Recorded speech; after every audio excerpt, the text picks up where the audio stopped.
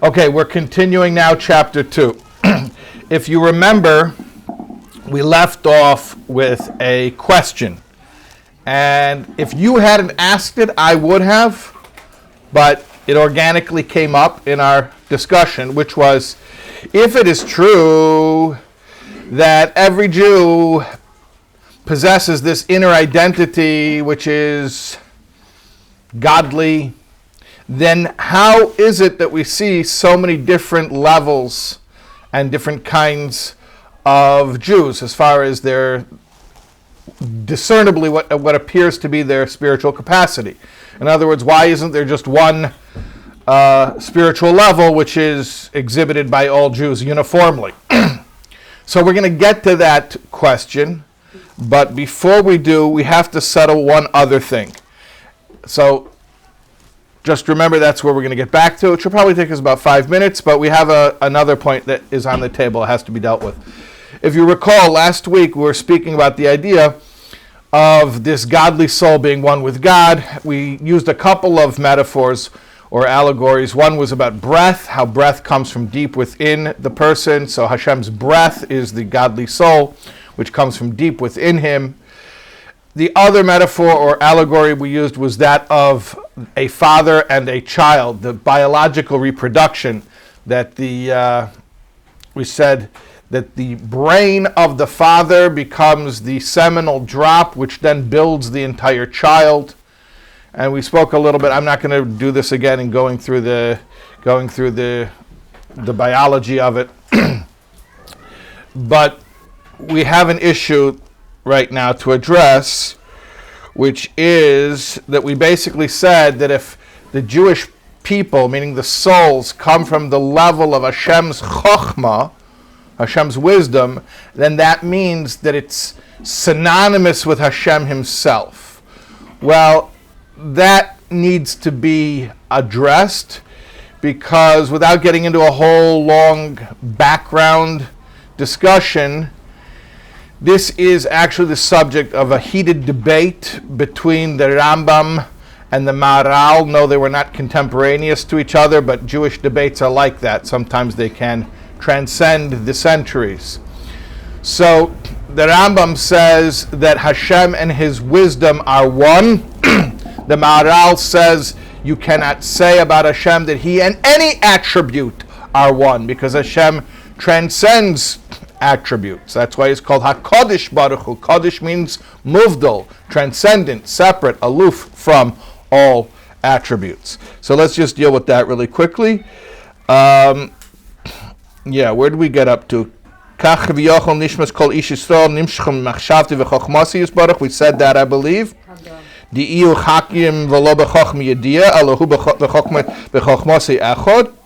Ukemesha Kosov Harambam, Shuhu Hamada Vahu Yedea Chulo, like the Rambam says, that Hashem is not like us, where there are three components to any acquisition of knowledge. There is the knower, the knowledge itself, and the known.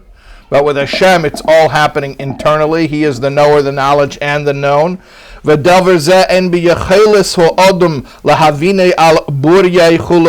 is not a concept that we could wrap our heads around. There's no analog in human experience. Like it says, if you probe Hashem, will you find? Meaning, you think you'll get to the bottom of this intellectually? You won't, because it's a concept that's beyond us. And it says, Hashem says, my thoughts are not like your thoughts. Meaning, not just he has different thoughts, but they are categorically a different kind of thinking. Okay. Here's the reconciliation of the debate. The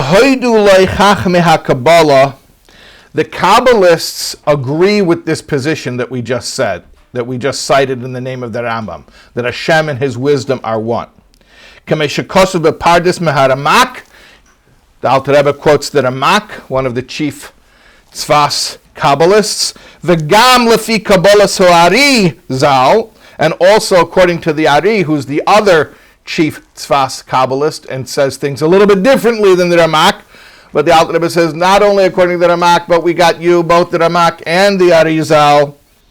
Yetziva Milsa, the matter stands. It can be corroborated by Kabbalah. How so? How do we explain that Hashem, who is transcendent of all descriptions, can be said to be synonymous with one of his qualities, namely his chokhmah, his wisdom? When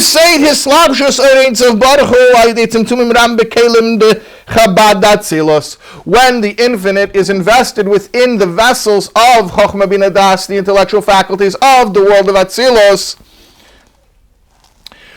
in other words, in what we call Seder Ishtalshlus. Seder Ishtalshlus means the orderly progression of world building, where Hashem creates finite planes of reality, and the first of them is the most flimsy. I mean that in a good way, only in the best possible way. Flimsy meaning it's not such a crass, coarse creation. It's more transparent. It's almost part of the Creator. Well, everything's really honestly part of the Creator, but as far as even on a revealed level in Atzilus, which means the world of emanation, it's just an emanation. It's like the creation does not mask the Creator. You know, the word for world in the Holy Tongue is olam, which is comes from the etymological root ayin lamed mem, which means concealment, like the word helam.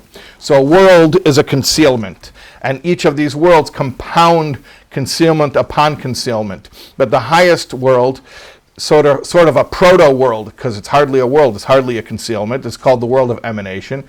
So in that proto-world, which is composed of 10 spheros, configuration of 10 spheros, so the infinite invests itself through tzimtzumim, through compression and condensation, the infinite invests itself, so to speak, into these vessels, which we call the 10 spheros, and specifically the first 3 of the 10 spheros, meaning the vessels of Chabad.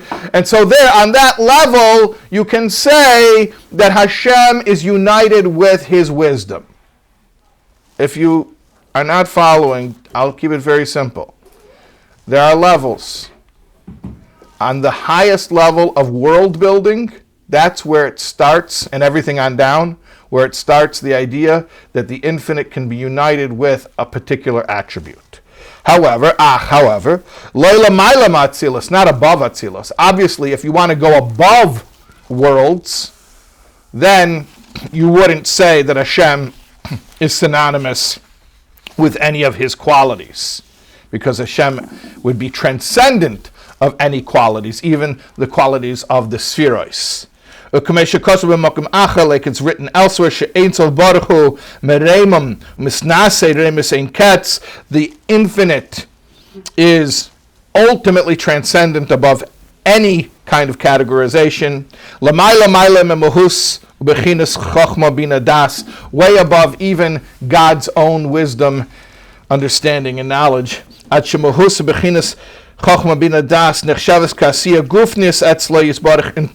you could even say that Chokhmah Bina Das, which are the highest qualities, are, from Hashem's perspective, equivalent to action, which is the lowest, coarsest quality.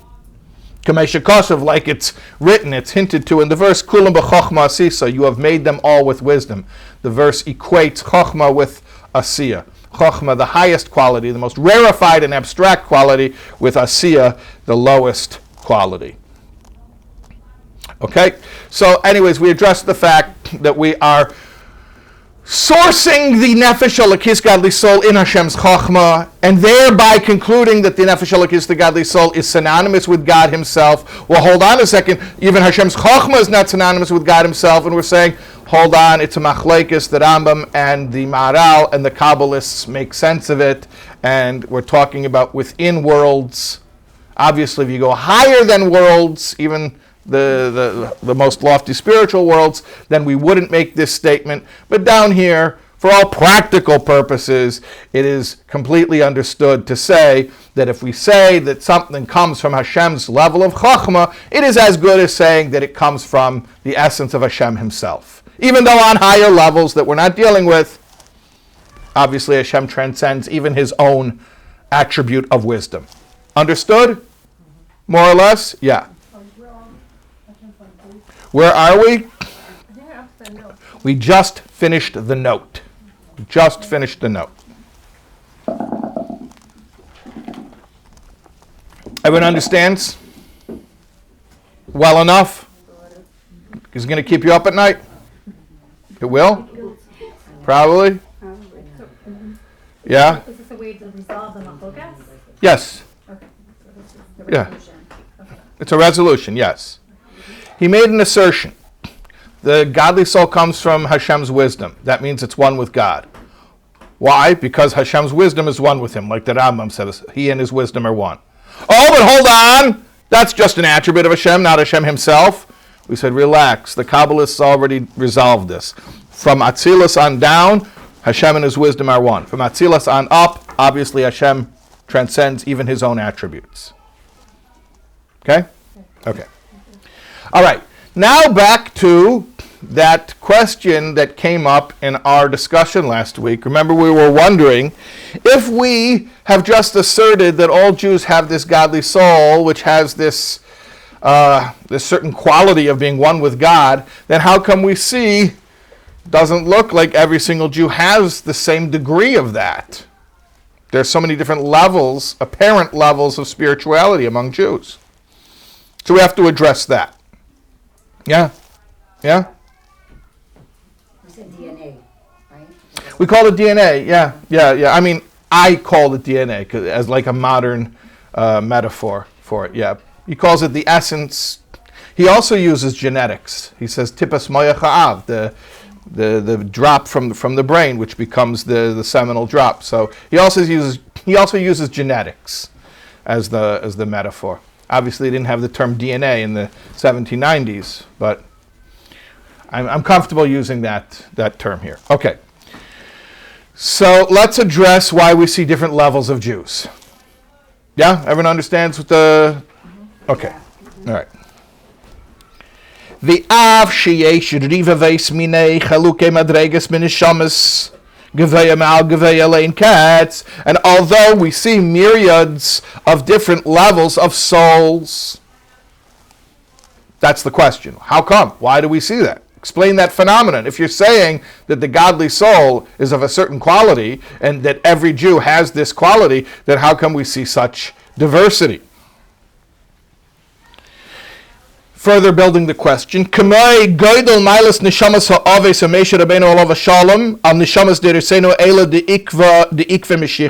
instance, when you talk about the historical timeline, you have souls of the patriarchs and Moses, and then you have souls of our generation. And you compare them, you're like, whoa, that's totally different. That's a totally different level. They were just total different. They were in a different category, different ballpark. You're telling me that me and Moshe Rabbeinu both have a nefesh elokis? Me and the Aves both have a nefesh elokis, but we seem like we're so different if you look from generation to generation. And he further says about our generation, that our generation is called Shehem Bechinas Akvayim Mamish Lagabi Amayach Va'aresh.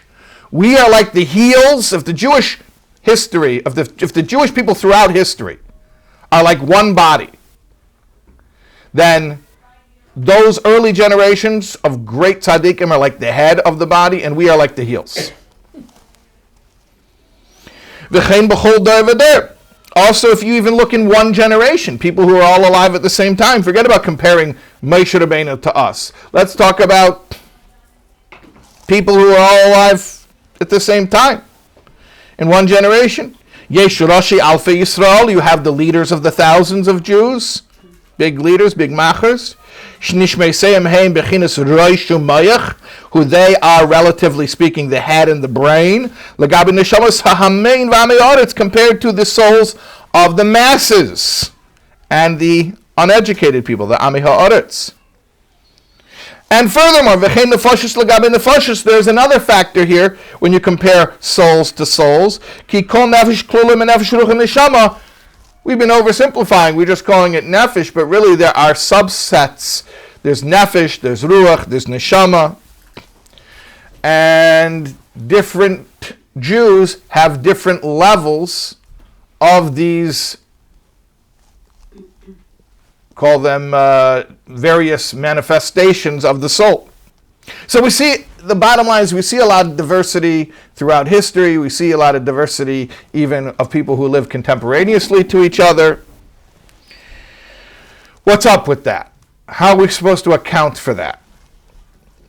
Mikol Mokim, nevertheless, here's what you got to know. Shoyrish kol nefesh ruach neshama kulam, mereish kol medregas ad seif kol dargin. The source of every single soul, whether it's from the very highest level or the very lowest, which is invested in the body of the unlettered or ignorant person, or the kal shebakalam, how should we translate that? The light-headed people, the people who are not into the serious stuff in life. So every single soul, in its source, whether it came down into the body of some big spiritual leader or whether it came down to the body of someone who is not very into spirituality, they all have the same source. They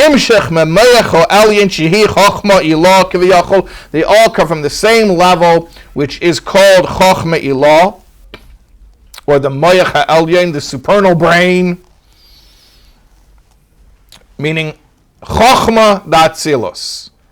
Chochma is Hashem's attribute of wisdom, not knowable wisdom, not wisdom in the sense that we mean it, but the source of wisdom, godly wisdom, and it is the highest of the spherois. And not only is it Chochma, it's Chochma Datzilos, it is the highest of the qualities or attributes in the highest of the worlds. That is the source of every single soul. Jewish soul, Nefesh Elokis, second soul of the Jew that we referred to in the beginning of chapter 2.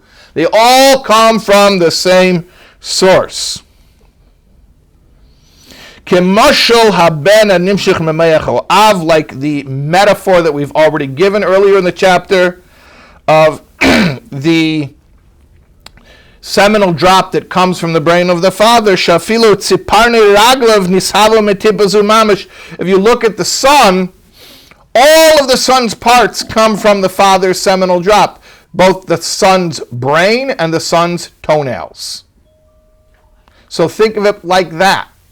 Think of an organism which is complex and has various different levels and qualities of parts to it, very sophisticated parts like brain cells, and very, let's say, low-level parts like toenail cells, and yet brain cells and toenail cells all have the same DNA.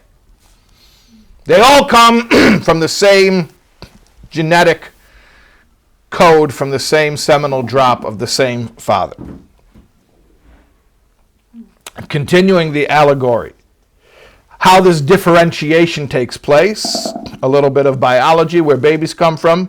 Al Yadei, through, how does this happen, that there's differentiation between the brain cells and the toenail cells? Through Shiyasa Tisha Chadashim Bet No'im, by incubating 9 months in the mother's womb. V'yodem medrega lemedrega. So these souls, they come down level after level, ishtanes, to change, lisaves mimene tzeparnayim. Or rather, no, we're still talking about the analogy, not the analog. That this cell, this reproductive cell, develops in the mother, and he calls it descending because it's going to, I mean, it depends what you call descent in lower levels. But when it starts off as one simple cell and then it becomes differentiated or articulated into different body parts with different cells, so we're calling that a descent after a fashion, at least in this context. So then that baby, that fetus, develops that it has brain cells, it has toenail cells. V'im kol zeh, but notwithstanding that change that it undergoes, it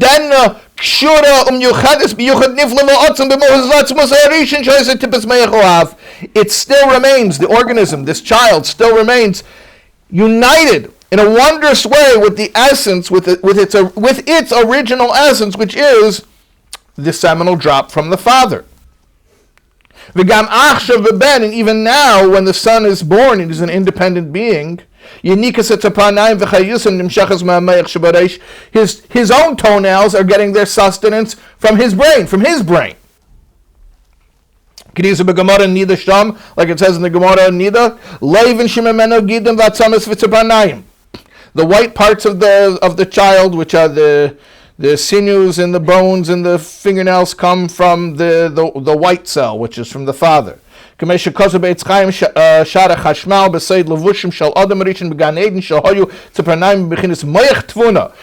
it says there that when Adam and Chava had clothing, the Hashem made them an exoskeleton, sort of a like shell, like fingernail covering their entire body, which comes from the Mayach Tvuna. Anyways, the point is just it establishes a relationship between the nails, which is considered something very low, and the brain, which is obviously the loftiest part of the body. You understand what we're saying here? We're saying that you look at the child, and the child has all different parts, and they're of different qualities, but all of these different parts of different qualities originate from one simple origin. V'kochamamish, so too kaviyachol, so to speak. We say kaviyachol because we're speaking about Hashem, so it's nothing we say really does it justice, but if you allow for the inaccuracies of metaphor, if you talk about the source of every single Jewish soul, irregardless of the way this soul presents itself down here, but the source above of every single Jewish soul, as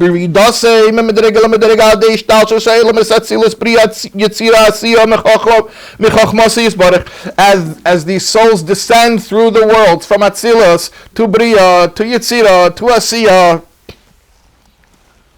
And again, we quote that verse, but we use it differently this time. That from Chochmah comes all the way down to Asiya.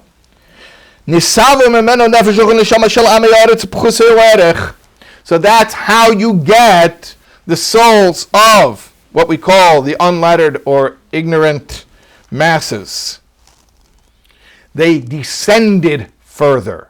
That's what we're saying. They all originate from the same source, but some descended further away from their source. But if you trace them back, again, to use the metaphor, the toenail traveled further from the original genetic code of the father, so to speak, than the brain. But both the toenail of the child and the brain of the child are both from the same genetic code of the father. So you have Jews who down here, quote unquote, traveled further from the from the source, meaning the way that they present down here in this world in a body is more of a descent. But if you trace their origins, and that means even looking at their essence right now, you'll find that it's identical with even that of the loftiest Jew. So they come down, these souls come down into these low-level people. And see, you understand, we're not pretending that everyone's the same. We don't have to do that. We don't have to erase boundaries and pretend we're all the same. Everyone has the same level of spiritual aptitude. We're not pretending everyone's the same. We're acknowledging clearly there are differences, and just like there's a difference between a brain cell and a toenail cell. And we're saying that even that notwithstanding that, they have the same genetic code. Yeah. So first of all, it's not always a choice to fall further. I feel like it's also Who said it's a choice? Saying like You said it's not always a choice. It's never a choice. Sometimes it's a choice. I'm not going to go No. No. I'm so glad you said this. I'm so glad you said this. This is not a choice. I'm so glad you said this. Everyone, please listen to me. Please listen to me. We are not talking about whether somebody is religious or not. Okay. To the contrary, that can be quite misleading. Because, call me, shegadol mechaveda, yitzrei gadol heimenu, like the Chazal, like our sages say. Translate. Anyone who is greater than his fellow, his evil inclination is greater than his fellow. Okay. So what does that mean? Esau's a good example. You catch a guy on the wrong day, you say he's very spiritually low. No, he's spiritually high. Let me explain. I know that we like to take false comfort in the idea that if you're Orthodox, then you're of a high spiritual level. Once you learn the Tanya, you realize we're all Yeah. the same level. It ain't so. This jiggling here is making me nuts. So, but you also said Russia that. would No, let me explain something. Let me explain something to you. We're talking about capacities and potentials right here. There are people who are very spiritually talented. They may not be frum. Maybe he's a tinnik shenishba. Maybe he didn't grow up religious. Okay? Or maybe he did grow up religious, but he's got such a big Yetzer Hara, then he went off. But the point is, he's got spiritual potential. Then you have people, anashim pshutim, simple Jews. Simple Jews. He's very frum. He says, tell him all day. But let's be honest. He's not a big Talmud Chacham. He's not a big davener. He's not a big anything. He's just a nice, simple Jew. When we're talking about levels, we're not talking about how frum somebody is. We're talking about levels. We're talking about spiritual capacities. Okay? And some people are using their spiritual capacity to its fullest. Some people are not. Some people are squandering their spiritual capacities. We're talking about spiritual capacities. We're not talking about how frum somebody is. You can have somebody with enormous spiritual capacities who presently, at this time, currently, is really messing up big, morally. And hopefully they'll do tshuva. They will do tshuva. But that's not a person on a low level. That's a person on a high level who's messing up. Then you get a person who's very religious, but not to sound like snobby, but there's nothing stellar about their spirituality. Just simple, just a simple Jew. Isn't the ultimate learning Pasha to lead you to isn't be that a what you simple hope to Jew? be? That's the ultimate goal, no? Yeah. To become a simple Jew. Right. Right, that's a beautiful. You're confusing What's everybody. wrong with being just- There's nothing wrong. We're not judging anybody. I hate the fact that anytime you make qualitative statements in a frum environment, everybody has to explain how it's not a judgment. I didn't imply it was a judgment, so why are we defending that it's not a judgment? I'm making statements here. There are people that have greater spiritual capacities, people with lesser spiritual capacities. That's all I'm saying. It's not a judgment. It's just a fact. Now, the only reason we're even talking about that is because we were curious how that plays into our assertion from the beginning of the chapter that every single Jew has this nefesh hashenis, Shebi Yisrael. They have this second soul, which is a chelik elokah mimal mamash, a literal part of God above, or part of God above, even when it's physically in a body. And you're saying, hold on, then why don't we see every single Jew has the identical spiritual capacity? We said, okay, so we have to address that. How do we account for that? Look, you look at a body, and all the parts of that body, from the brain cell down to the toenail cell, come from the same father. So too, think about the Jewish people in that way. You have people who are like brain cells, people who are like toenail cells. But if you check the genetic code, it's the same in the brain cell as it is in the toenail cell. So if you look at two Jews, one who has a great spiritual capacity, one who has a diminished spiritual capacity, if you check out their essence, if you check out their origins, you'll find that it's identical. So it's just a matter of what you develop. It's not about what you develop. No, it's not about what you develop. This is not about developing. No. Someone who has a lesser spiritual capacity, it doesn't matter what they develop. There's a ceiling. They will not break through. Got it. But let's say that Yaakov's the Shvatim, they each had their own. And then that's another thing, let's not even get into, because now you're complicating even more, that then there are qualitative differences. Forget about quantitative differences, someone who's superior to another. There are also qualitative differences where it's not superior or inferior, it's just different styles, which you're alluding to. And I don't want to get into that because we're confused already. How do you define spiritual capacity? Spiritual capacity, the ability to discern, to know, to understand godliness, to be sensitive to godly things, obviously requires a certain capacity to think abstractly. A person who thinks only concretely is not capable of that. Is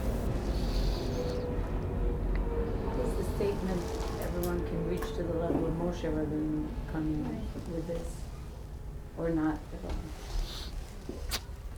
The question is how can, everyone can reach the level of Moshe Rabbeinu, or like it says in Tanya that everybody should say, when am I going to reach the level of the Aves?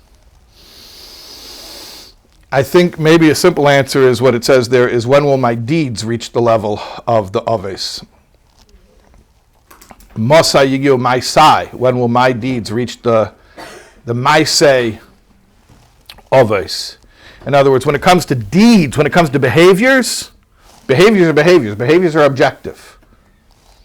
But when it comes to internal stuff, like spiritual sensitivity, like understanding stuff, feeling it, come on, be realistic. You're going to feel what Moshe felt. I'm not going to feel what Moshe felt. My deeds can be stellar deeds, which is, by the way, one of the focuses of Tanya, is that we can all pursue behavioral perfection. But you want to talk about internally, my emotional experience, my cognitive experience of God, it's not going to rival Moshe Rabbeinu.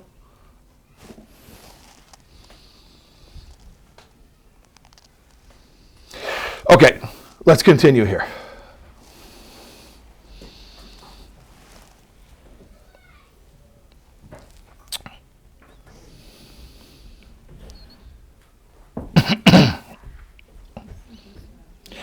Ki yenikas, you see where we are? Ki yenikas v'chayus nefesh ruch neshama shel amei haaretz.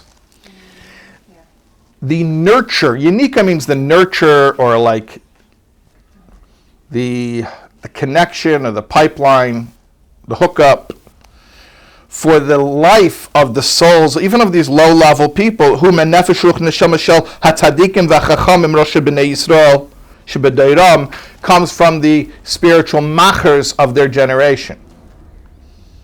Interesting concept here. It's saying that although certainly there are different levels of spiritual capacity that different Jews possess, even if you're on that lower tier where you have a lower level capacity, you are hooked into your origin through your connection to those Jews, the Rebbe, you don't have to, I didn't say it, through those tzaddikim who were unaffected by their descent into a body.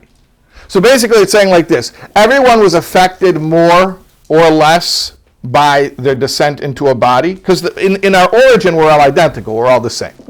And some people, that process of embodiment took more of a toll, meaning they traveled further. Obviously we're not talking close and far, these are all spiritual terms, but there was more of a wear and tear through the shipping process,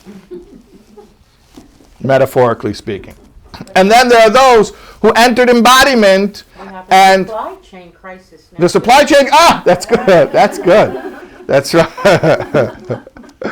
So there are those who, their soul sat in a warehouse somewhere in Bria and got all stale before it ended up. Like they took, this one got knocked around in Bria, and this one got misrouted in Yetzirah. And by the time they come down here, so they don't look so they're not so impressive. Okay, no problem.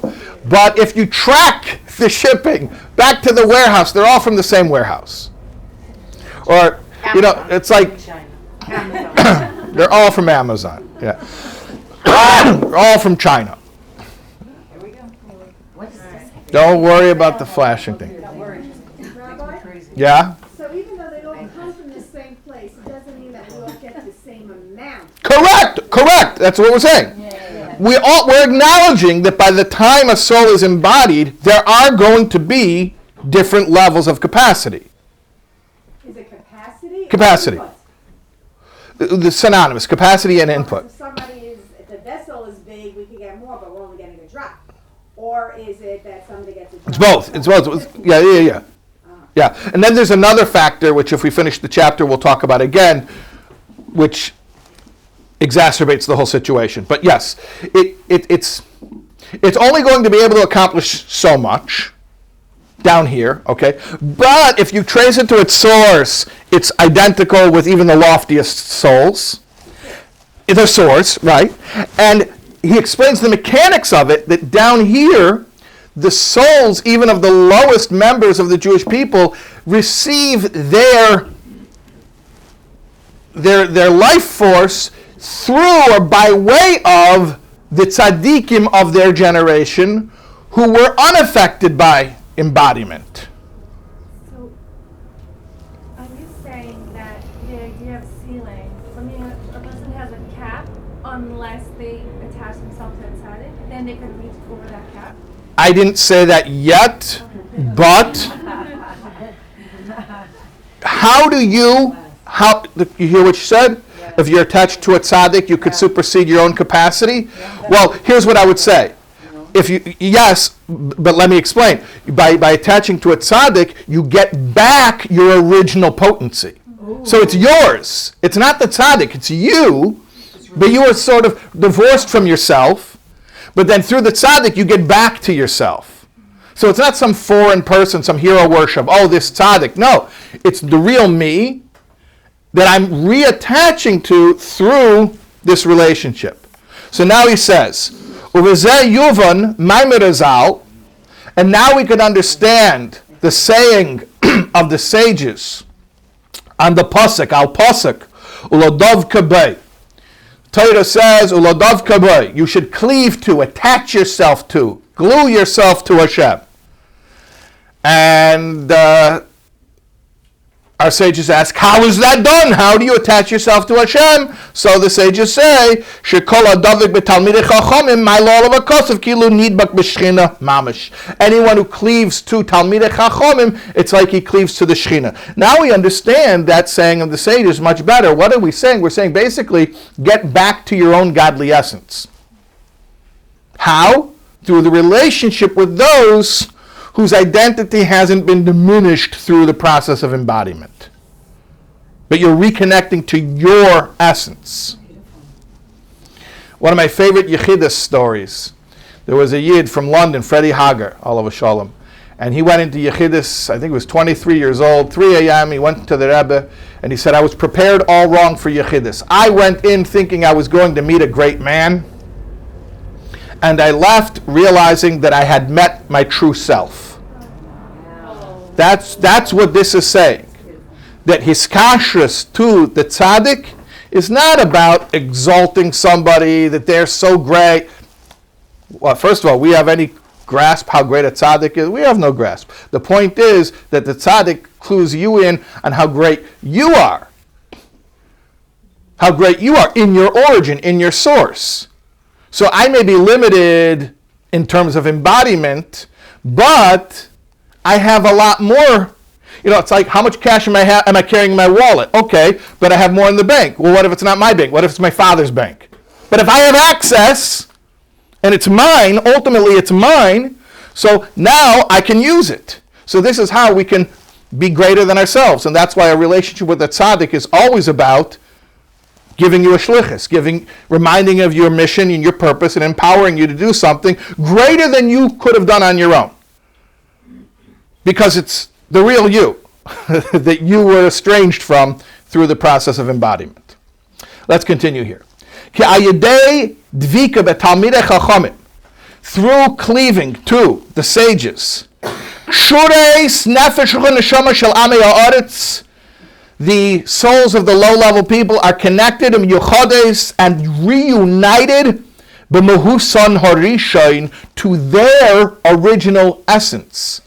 Catch that, very important. Not saying you're united to the essence of the tzaddik. No, through the tzaddik, you're united with your original essence. V'shosham, and their own source, which is, namely, shebechochma ilah, the level of chochma in the world of Atzilus, meaning the highest sphera in the highest world. The highest level in world building.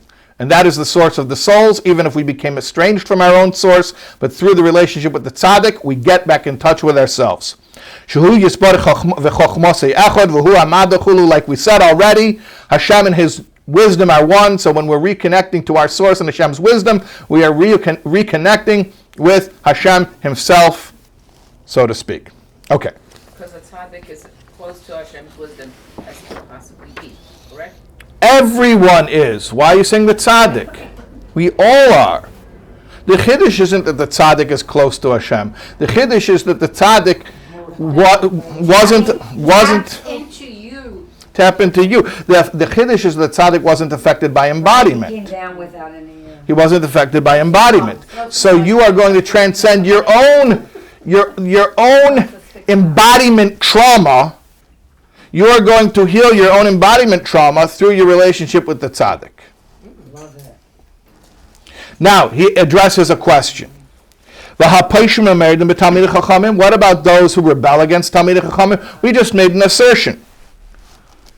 That everyone, even the lowest level, the Amei Haaretz, receive their sustenance through a relationship with the Talmidei Chachamim. What about people who actively reject the relationship with the Talmidei Chachamim? So he says, Yenikas nefeshuch neshama shalahem bechinas acharayim shel nefeshuch neshama nishmas Talmidei Chachamim. They get it from a bechinas acharayim. Acharayim means behind the back. Ah, Derech Agav. Right. Like, here, take it. Do whatever the hell you want. Right? Passive aggressive. yeah. Meaning they won't have a frontal relationship with the tzaddik. They still get their connection through the tzaddik. It's now just they've chosen to get it in a less than warm way. Yeah. What does it mean to have a relationship with the tzaddik? Well, let's go back to what we were speaking about in the Hakdama, in the Hakdamas Hamalakit, in the compiler's forward of this book. We said that the premise of this book, the proper usage of this book, is that the Alter Rebbe is a soul scientist, somebody who understands Jews and understands me, and I'm going to trust him to tell me what I can accomplish and how to accomplish it. So that's what it means, a relationship. Relationship means I'm ready to be given guidance on how to maximize my potential and how to be the best me that I can be. That's really the ultimate relationship with the tzaddik. Anything else is maybe superfluous to that. I don't know how else it would manifest itself. I mean, I do know culturally how it manifests itself, but if you're talking, authentic, mystical, not just mystical and halachic relationships with tzaddikim, it's basically the idea of taking guidance and allowing them to mentor you. That's what it means. So if the tzaddik says it's good for your soul to go to Antarctica, you go. That's what it means. Okay.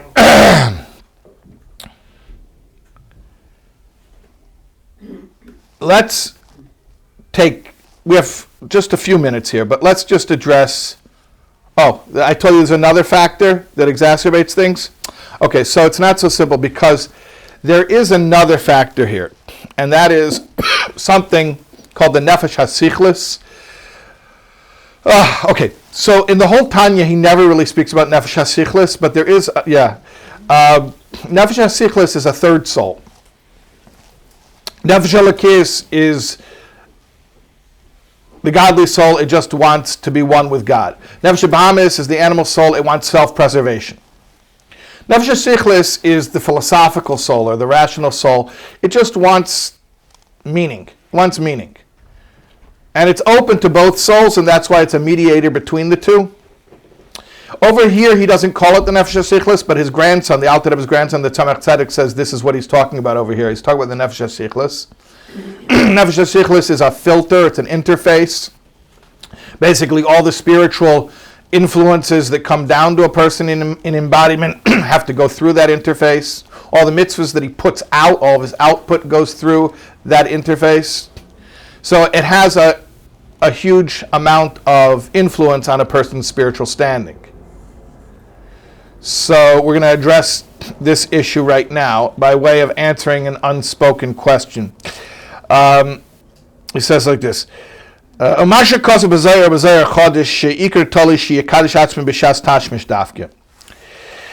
that in Kabbalah it says, in Zohar and Zohar Chodesh it says, that the main influence on a child's spirituality is the intent that the parents have during conception. Not so, meaning they do not do this properly, the unlettered masses. Let me spell out what the question is. The question is, you just told me that basically everyone's spirituality has to do with their level of soul, but now you're telling me there's another factor that affects somebody's spirituality, and that is the purity of thoughts that the parents have while they're conceiving the child. So he says, yeah, that's a separate thing. It's a separate issue. He says, "Hainu mishum she'ein lecho nefesh ruach neshama she'ein lo levush menefesh da'atzmos ave v'imei." The soul, every soul has a levush, has a garment that comes from the essence of the parents. And this garment, this interface, let's call it, what does it do? He says, "V'kol ha'mitzvah she'eseh," all the mitzvahs the person does down here, "hakol al yidei eseh levush chulu," it all comes out through that garment, that interface. Also all the spiritual flow that comes down to him from heaven, it goes through that interface. So if the father, it's mostly the father, will have the proper intent during conception, the son will get a lofty garment. But that's not the same as describing the soul level. See, there's two factors here. There's the soul level and there's the garment. Therefore, he says, even if, let's say, in theory, you have a high-level soul,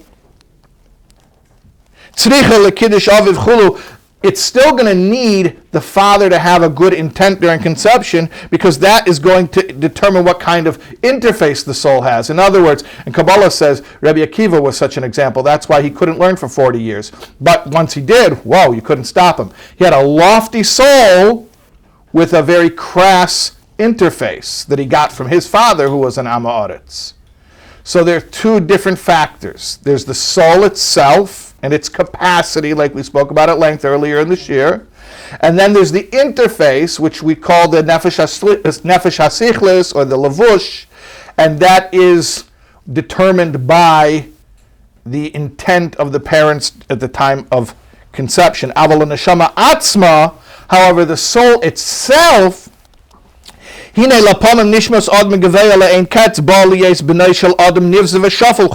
sometimes a lofty soul, because Hashem is the one who chooses the souls, and it's all sort of like based on some divine algorithm that we don't understand. Sometimes a lofty soul will come down to be born as the son of an Am Ha'aretz. Now obviously that person, because his father was an Am Ha'aretz, his father didn't have deep intentions while he was conceiving the child, so the child will get a low-level garment, levush, interface, nefesh hasichlis, but the soul could still be a very, very lofty soul. Kamesha Kosev Arizal, like the Arizal says, Kol Zeh B'Likutei Torah, if you want to look it up, it's in Likutei Torah, Parshas Vayero, B'Taimi Mitzvahs, Parshas, Ub'Taimi Mitzvahs, Parshas Bereshis, or you can look in Taimi Mitzvahs, the Arizal, in Parshas Bereshis. There he explains it more at length. So you had a question?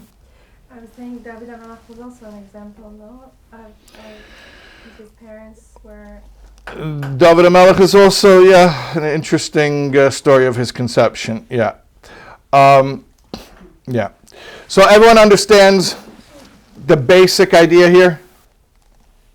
Let's just review really quickly, because we talked about some lofty stuff.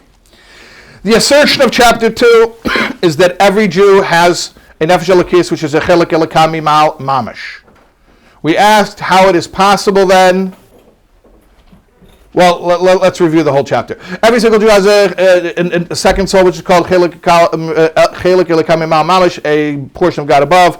We use two metaphors to bring out what that means: the metaphor of breath and the metaphor of the brain and the genetic code turning into the child.